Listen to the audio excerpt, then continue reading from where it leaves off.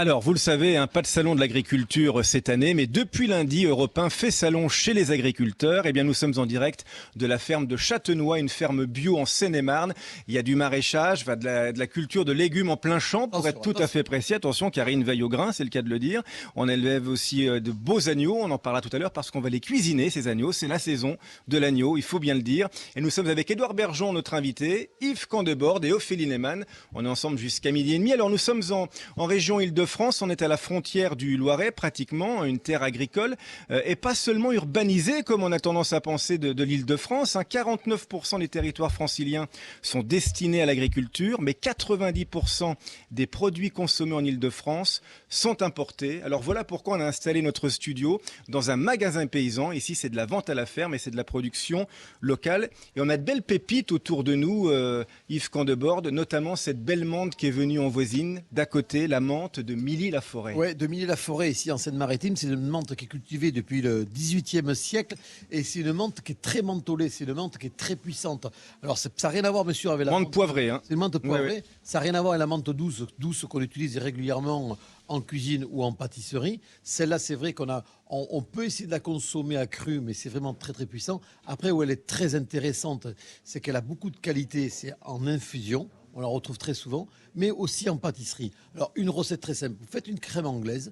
Quand vous faites bouillir votre lait, vous mettez votre menthe, une botte de menthe dans votre lait, vous laissez infuser, vous faites une crème anglaise.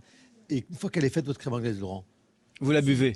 Non, vous goûtez le souvenir de l'after hate. Ah, il y a un petit. Vous avez vu mon accent anglais? Ouais, mais c'est beau, mais c'est du chocolat, l'after eight, normalement. Oui, mais avec ce côté très mentholé. Oui, le gras, vous voulez dire que le gras de la crème anglaise, un petit peu comme le beurre de cacao du chocolat, ça peut-être. rappelle exactement la même saveur. Et ça apporte de la fraîcheur, en plus. Ça amène de la fraîcheur et de la puissance. Alors, on en a avec nous, Ophélie, parce qu'on fait de la transformation en sirop et en liqueur aussi. Vous, notre docteur, est-ce spiritueux, hein? Eh bien oui, et là, on a juste à côté de nous un petit verre de liqueur de menthe poivrée et c'est Catherine Bosc-Bierne qui fabrique cette liqueur. Elle est productrice dans le coin. Il faut savoir qu'à 50 ans, quand même, on trouvait une cinquantaine de producteurs de menthe poivrée à Milly-la-Forêt. Et aujourd'hui, il n'y a plus que Catherine. Alors, elle l'utilise sous différentes formes. En dehors de la liqueur, il y a des huiles essentielles, il y a des sirops, des tisanes, des bonbons. Et celle-ci, elle est particulièrement bonne, elle est puissante. Elle est puissante et il y a une belle longueur en bouche, ça reste. Et puis, c'est ça très dure équilibré. Très longtemps. Et il y a un joli gras dans la bouche. Ça tapisse, voilà, ça vous tapisse complètement le palais, ça vous laisse une fraîcheur en bouche qui est très agréable. Édouard Bergeon. Jusqu'à présent, je prenais des gouttes d'huile essentielle de menthe poivrée pour mieux digérer, mais je pense que je vais passer à la liqueur. Oui, c'est la chartreuse locale un petit peu. Alors c'est 18 degrés.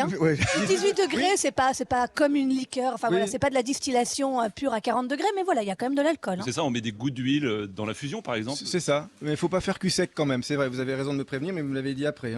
Alors, une autre spécialité que j'adore, regardez comme il est beau, ça, c'est le Fontainebleau. Alors, vous savez ce que c'est qu'un Fontainebleau, j'imagine, Édouard Bergeon. Oui, c'est un château, c'est pas loin d'ici, mais c'est une belle spécialité laitière. Alors, à la base, c'est uniquement de la crème. C'est de la crème qui est montée, qui est fouettée, Yves Candebord. Oui, c'est la crème qui est montée, qui est fouettée, et même on suppose que peut-être tout à l'origine, parce qu'on ne sait pas exactement, c'était peut-être même des blancs montés qui étaient rajoutés dedans.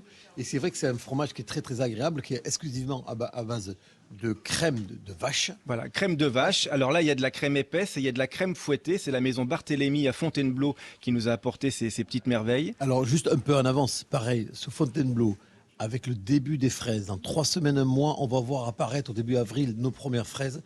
C'est vraiment une association qui est très agréable parce que c'est comme c'est pas sucré et que la fraise quand même va amener l'acidité. Ah oui, ça marche bien. Ça marche très très bien. Mais ça, c'est le vrai Fontainebleau parce qu'on trouve souvent des Fontainebleau qui sont faits avec du fromage blanc et de la crème. Et ça, c'est pas le vrai Fontainebleau, celui-ci. Mais en fait, c'est la définition du Larousse gastronomique qui est quand même très sobre. C'est de dire, oh attention, avec la crème, vous mettez un petit peu de fromage blanc. Mais en fait, non, c'est de la crème et puis de la crème et puis encore de la crème. Et que de la crème. Et alors, quand vous le voyez, je sais pas, vous prenez votre cuillère parce que vous êtes très poli et bien élevé, mais nous, on a juste envie de le gober comme ça. Ça se gobe. Il est servi dans un petit pot. Oui, avec faites voir. Voilà, comme une glace, elle a raison. Mais faut pas la prendre au mot, Ophélie Lehmann. Ophélie, tiens, justement, dans votre domaine aussi, regardez, on a de belles bières. C'est vrai que les micro-brasseries artisanales se développent partout en France, ici en Seine-et-Marne aussi. Qu'est-ce qu'on a là comme bière? Tout à fait, ça c'est la bière de Miguel Garcia qui est la brasserie 77 Craft à Villiers-sous-Grès. On ne prononce pas le Z à la fin, c'est à 16 km d'ici. C'est juste à côté, on peut le faire à pied quand il fait beau. Voilà, une bière blonde, elle est magnifique. Et Le houblon Ah oui. vient donc du coin, il vient du village, c'est la Pale Ale Villaron. Le houblon est récolté à la main et si vous goûtez bien, vous sentirez des petits arômes de fruits exotiques, de litchi. Et c'est Ah oui, très agrumes agréable. aussi. Oui, absolument. Et moi j'aime bien ça parce que parfois on a des houblons qui sont très végétaux et ça c'est un houblon qui est plutôt fruité, plutôt acidulé. Du coup il y a beaucoup de fraîcheur avec une amertume qui est pas trop prenante. Et voilà, ça c'est parfaitement équilibré. Et J'adore. ce que je trouve génial, c'est l'équilibre qu'il y a avec l'amertume, cette fameuse saveur des fois qu'on a du mal à identifier ou qui peut être désagréable si elle n'est pas équilibrée, tandis que là, ça amène une fraîcheur et surtout une tenue de bouche très longue. Et elle est en vente ici à la ferme bio de Châtenois en Seine-et-Marne, cette bière locale. Vous qui nous écoutez partout en France, il y a un regain vraiment des microbrasseries artisanales. Allez à côté de chez vous dans un magasin paysan, je suis sûr qu'il y en a et vous allez acheter une belle bière comme ça pour vous faire plaisir. C'est autre chose qu'une bière industrielle. Ne bougez pas, nous sommes à la ferme donc de Châtenois jusqu'à 12h30. Une vraie ferme bio.